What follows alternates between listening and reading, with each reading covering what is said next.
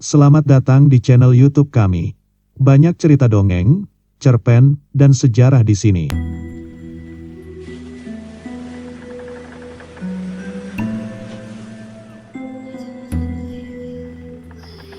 Hai teman-teman, dalam video ini kami akan menyampaikan cerita tahayul sosok hantu dan seputar hal gaib. Percaya pada yang gaib adalah ciri orang yang bertakwa, dan kita semua percaya pada adanya makhluk gaib. Akan tetapi percaya pada yang gaib bukan lalu berarti harus percaya pada cerita-cerita misteri dan cerita tahayul yang kita belum tahu asal-usul dari cerita misteri tersebut.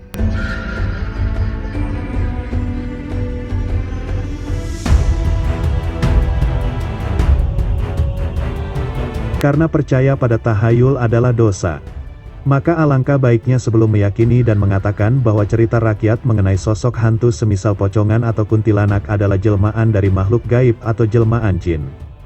Alangkah baiknya kita menelusuri cerita tersebut, apakah sosok kuntilanak atau pocongan benar jelmaan, atau hanya cerita hiburan masyarakat zaman dulu yang tak ubahnya seperti cerita film horor zaman sekarang, yakni film Suster Ngesot, film Nenek Gayung, dan film-film horor lainnya. Kami telah mencoba menelusuri asal-usul dari sosok hantu paling populer di negeri ini, yakni kuntilanak dan pocongan. Dari fakta sejarah yang kami temukan, ternyata sosok kuntilanak dan pocongan adalah dongeng tahayul hantu-hantuan yang dibawa oleh masyarakat dari negeri Champa. Dan selama ini pasti teman-teman telah terdoktrin oleh film horor yang diangkat dari cerita tahayul rakyat ini. Tidak cukup hanya itu, kita didoktrin pula untuk yakin oleh sebagian para orang tua yang bercerita menuturkan turun-temurun ke anak cucu tentang seramnya sosok hantu pocongan dan kuntilanak.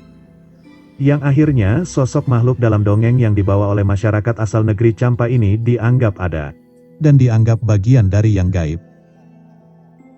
Kemudian teman-teman yang terdoktrin dengan cerita hantu-hantuan ini menjadi penyambung lidah pula, menuturkan cerita sosok pocongan pada generasi berikutnya.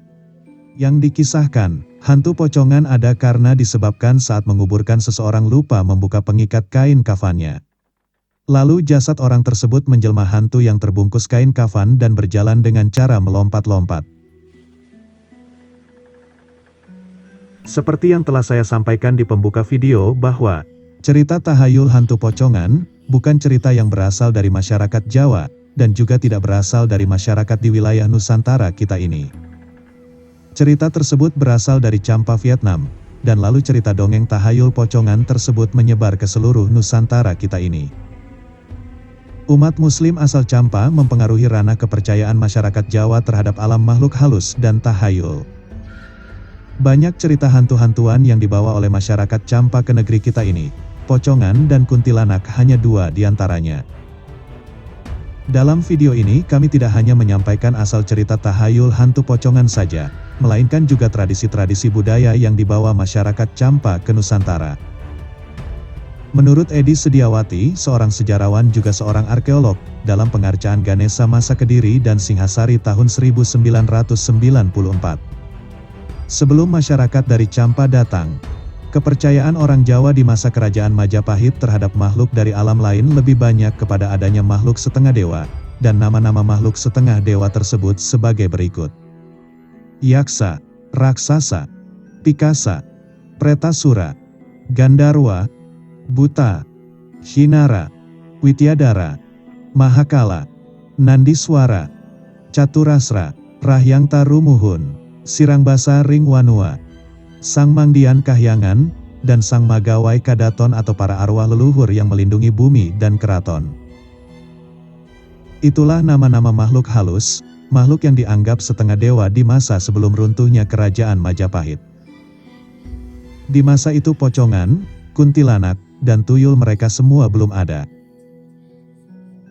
Di antara nama-nama makhluk halus masyarakat Jawa di era Majapahit dan masyarakat asal Champa yang sama hanya Gandarwa, yang lalu nama Gandarwa menjadi Gendruwo.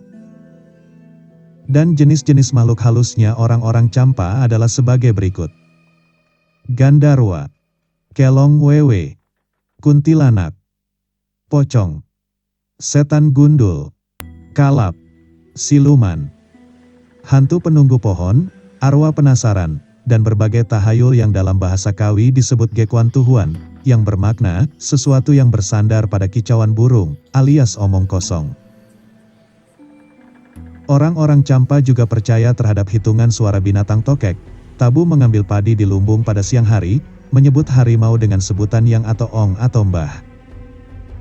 Dan fakta sejarah menunjukkan bahwa kepercayaan Champa itulah yang kemudian menjadi arus utama dari sistem kepercayaan penduduk Muslim Jawa pasca Majapahit terhadap tahayul sampai saat ini. Lalu sejak kapan masyarakat Champa datang ke negeri kita? Sejarah mencatat, selama rentang waktu antara tahun 1446 sampai tahun 1471 Masehi, sebagian besar penduduk Champa beragama Islam, berbondong-bondong mengungsi ke Pulau Jawa. Kiai Agus Sunyoto dalam bukunya Atlas Wali Songo memaparkan, rentang waktu itu, tepat bersamaan dengan terjadinya proses Islamisasi secara besar-besaran di Nusantara terutama di Pulau Jawa, yang dikenal sebagai zaman awal Wali Songo. Dalam catatan historiografi lokal di Cirebon, Banten maupun Jawa dituturkan bagaimana para ulama dan bangsawan asal Champa seperti Syekh Hasanuddin Kuro di Karawang, Raja Pandita di Gresik, dan Sunan Ampel di Surabaya. Mereka menyampaikan ajaran Islam kepada masyarakat melalui pendekatan bersifat sosio-kultural religius lewat asimilasi dan sinkretisasi dengan adat budaya dan tradisi keagamaan yang sudah ada di Nusantara. Asimilasi dan sinkretisasi Islam Champa dengan adat budaya dan tradisi keagamaan setempat di Nusantara itu dimungkinkan terjadi karena menurut data terbaru ilmu etnografi dan ilmu bahasa sebagaimana diungkapkan Cabaten tahun 1981, terdapat bukti kuat bahwa orang-orang Champa adalah serumpun dengan suku Melayu Polinesia, berkerabat dengan orang Melayu, dan menggunakan bahasa Melayu. Selain banyak membawa cerita tahayul, umat Muslim asal Champa tersebut juga membawa pengaruh adat kebiasaan dan tradisi keagamaan kepada masyarakat di Jawa dan tempat-tempat lain di Nusantara. Pengaruh terbesar kehadiran para pengungsi Champa di Indonesia di zaman itu tampak pada terjadinya asimilasi budaya Champa ke dalam tradisi sosial keagamaan di Indonesia seperti adat kebiasaan memperingati orang mati pada hari ke-3, ke-7, ke-40, ke-100, ke-1000. Atur sandang lan buka dinten kelawan dalu sareng-sareng dipun ngabukteni ing dinten Kemis Legi dipun. Dan aslinya pada hari kematian ke-10 dan ke-30 dalam tradisi Champa juga diperingati. Dalam buku Kerajaan Champa terbitan EFEO tahun 1981 disebutkan bahwa orang-orang Champa Muslim memiliki kebiasaan memperingati kematian seseorang pada hari ke-3, ke-7, ke-10, ke-30, ke-40, ke-100, dan ke-1000. Di era Majapahit tradisi memperingati hari kematian hari ke-3 sampai hari kematian ke-1000 tidak ada, bahkan tidak dikenal. Pada masa Majapahit, yang ada upacara yang disebut srada, yaitu upacara meruat arwah seseorang setelah 12 tahun kematiannya. Lalu kemudian melalui proses asimilasi. Upacara srada diserap dan lahirlah tradisi baru Islam yang disebut nirada atau nyadran. Yaitu upacara mengirim doa kepada arwah orang mati setiap tahun.